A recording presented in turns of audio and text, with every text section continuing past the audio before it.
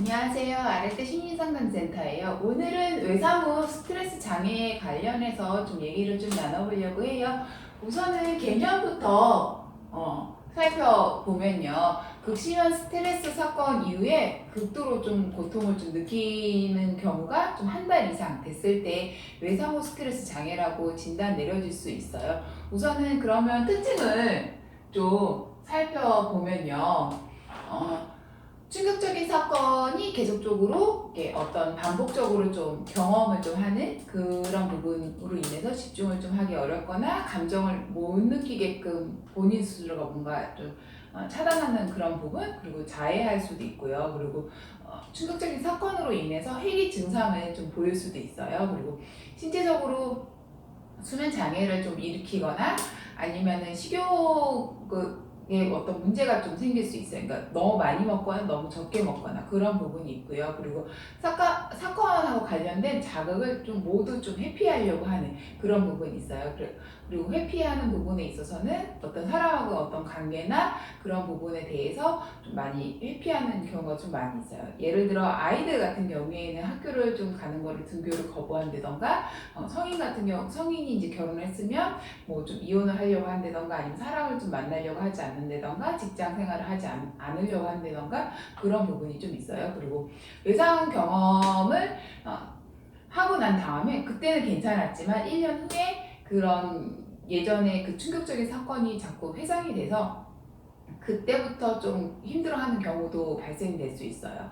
그리고 유아 같은 경우에는 이제 악몽을 좀 많이 꾸는 부분이 있고요. 반복적으로 이제 어떤 놀이 과정을 좀 재현하는 그런 부분이 좀 있어요. 그러면 외상후 스트레스 장애가 왜 걸리냐, 원인을 좀 간단하게 살펴보면요. 원인은 당연히 충격적인 사건을 경험한 후에 외상후 스트레스 장애로 좀 진단 내려지는 부분이 있어요. 그러면 진단을 좀 어떻게 내려지는지 좀 간단하게 좀 살펴보면요.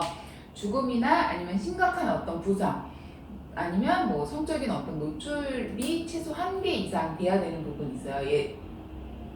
하지만 이제 미디어 매체, 뭐 TV가 됐든 뭐 핸드폰이 됐든 인터넷이 됐든 그런 부분으로 인해서 노출되는 거 말고 직접 경험을 한다던가, 아니면 그 현장을 직접 이제 목격을 한다던가 그런 부분이 좀 있어요. 그리고 두 번째로는 이제 사건 후에 사건 관련된 어떤 침수 증상이 최소 1가지 이상 좀 되는 부분, 발견되는 부분이 있어요. 반복적으로 어떤 실질적인 어떤 기억이 좀 생각난다든지, 악몽을 꾼다든지, 아니면 아이들 같은 경우 어떤 놀이 과정에서 재현이 좀 일어난다든지 그런 부분으로 인해서 해리 반응이 좀 일어날 수도 있고요. 그리고 생리적인 반응이 좀 일어날 수 있어요. 그 사건 현장에 비슷하게만 가면 이제 뭐 식은땀이 난다던가, 손에 땀이 좀 난다던가, 아니면 심장이 벌렁벌렁 한다던가 그런 부분이 좀 있어요. 그리고 세 번째로는 이제 사건 관련된 자극을 좀 회피하려고 하는 부분이 1가지 이상. 예를 들어 기억해야 되는 부분이 있는데 그 기억을 좀 안 하려고 한다던가, 아니면 생각을 전혀 안 하려고 한다던가, 감정을 좀 차단을 지켜서 내 감정이 어떤 감정이 지금 일어나고 있는지 그런 부분을 좀 알지 못할 수 있게끔 그렇게 좀 하는 그런 부분이 있어요. 그리고 사건 관련된 인지나 감정적으로 좀 부정적인 감정을 느끼는 부분이 최소 2가지 이상 되는 부분이 있어요.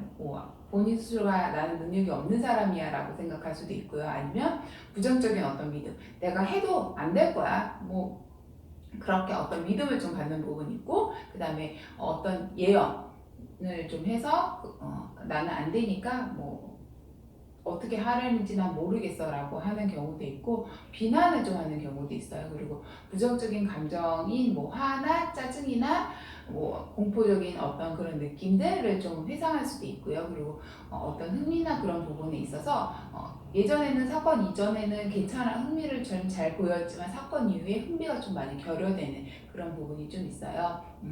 그리고 외상 관련된 각성 반응 변화가 2가지 이상 일어나는 부분이 있어요. 그러니까 예전에는 공격적이지 않았는데 사건 이후에 뭐 좀 아이가 공격적으로 좀 변할 수도 있고요. 아니면 되게 민감한 아이로 변화될 수도 있고요. 아니면 좀만 뭐 뭐만 얘기해도 막 분노에 가득 차갖고 어떻게 할 줄을 몰라서 이렇게 절절 매는 경우도 있고요.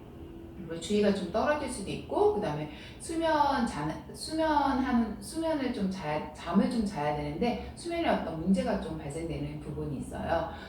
이런 거를 좀 통해서 외상후 스트레스 장애인지 아닌지 진단 내려지는 부분이 있으니까 그렇게 좀 알고 계시면 좀 좋을 것 같고요. 이거 같은 경우에도 감별해야 되는 부분이 있는데 어떤 부분을 좀 감별해야 되느냐 하면 적응장애하고 외상후 스트레스하고 이제 어떤 관계하는 부분에 있어서 아니면 환경에 좀 적응하는 부분에 있어서 좀 비슷한 부분이 있기 때문에 적응장애하고 좀 감별해야 되는 부분이 있고요. 전환장애나 아니면 우울장애하고 좀 감별해야 되는 부분이 있어요. 우울장애 같은 경우에는 사건 이후에 어떤 내가 그거를 좀 잘 해결하지 못했기 때문에 어떤 무능감이나 아니면 흥미 결여되는 부분, 그거하고 좀 우울장애하고 좀 겹치는 부분이 있거든요. 그렇기 때문에 그런 부분을 좀 감별해야 된다는 거 좀 알고 계시면 좀 좋을 것 같고요.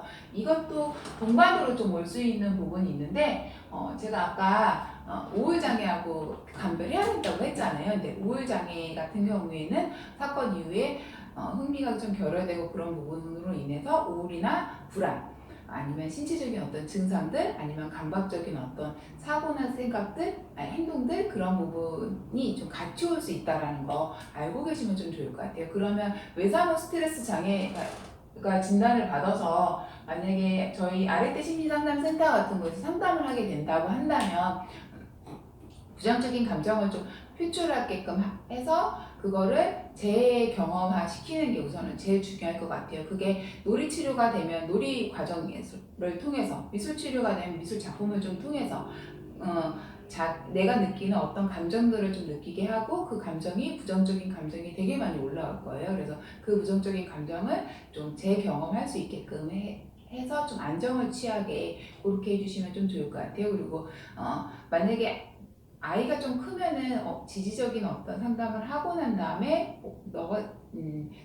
당신이 생각하는 게 옳지 않다라는 거 인지행동적으로 이렇게 상담을 진행해 나갈 수는 있을 것 같아요. 그리고 아이가 만약에 상담을 하게 되면은 부모 상담을 통해서 우리 아이 상태가 지금 이러니까 이런 아이들 어떻게 좀 케어하면 좀 좋을지 그런 양육 방법에 대해서 좀 안내를 해드릴 수 있을 것 같아요. 그러면 어머님들이 좀 제일 궁금해하시는 부분이 우리 아이가 외상후 스트레스 장애인 것 같은데 어떻게 좀 집에서 케어를 하면 좀 좋을지 궁금해하실 수 있어요. 우선은 아이가 안정을 좀 취할 수 있는 어떤 환경을 좀 마련해 주는 게 제일 먼저인 것 같고요. 그리고 아이가 부정적인 감정을 표현하면 그거를 우선은 너가 지금 그 전에 이런 경험을 했기 때문에 이런 부정적인 행동들, 그 다음 부정적인 감정을 느낄 수 있구나라는 거를 아이의 마음을 좀 받아주시면 좀 좋을 것 같아요. 오늘은 이상으로 간단하게 외상후 스트레스 장애에 대해서 얘기를 나눠봤는데요. 외상후 스트레스 장애라고 하면은 극심한 스트레스 사건 이후에 어떤 고통을 심하게 느끼는 걸 최소 한 달 이상 되는 경우에 외상후 스트레스 장애라고 얘기하는 부분이 있고요. 우선은 외상후 스트레스 장애의 특징은 충격적인 어떤 사건을 경험한 후에 집중을 좀 못하거나 아니면 수면에 어떤 문제를 일으키거나 감정을 좀 느끼지 못하게 뭔가를 좀 본인 스스로가 뭔가를 막는다던가 그런 부분이 있고 사건에 대해서 어떤 자극이나 관련된 것들을 다 차단하려고 하는 그런 부분이 있어요. 그러다 보니까 다른 사람하고 어떤 관계하는 부분에 있어서 다 회피하고 철수하는 그런 부분이 좀 있다라는 거. 그리고 아이가 어리면은 어떤 악몽을 좀 많이 꾸는 경우가 대부분 좀 많이 있고요. 그리고 놀이 과정에서 계속 재현되는 그런 부분이 있거든요. 근데 아이가 그런 놀이를 한다고 해서 그게 나쁜 것은 아니에요. 아이가 그 놀이를 좀 통해서 본인 스스로가 그거를 이제 재경험 시키는 그런 부분이 있기 때문에 그거는 그렇게 좀 알고 계시면 좀 좋을 것 같고요. 우리 아이가 만약에 외상후 스트레스 장애라고 하면 우선 안정을 좀 취할 수 있게끔 해주시는 게 먼저일 것 같고요. 그 다음에 어떤 부정적인 감정이나 어떤 공격적인 어떤 행동들이 보인다면 아이가 지금 이런 상태이구나라는 거를 좀 알고 계시면 좀 좋을 것 같습니다. 오늘은 이상으로 마치겠습니다. 감사합니다.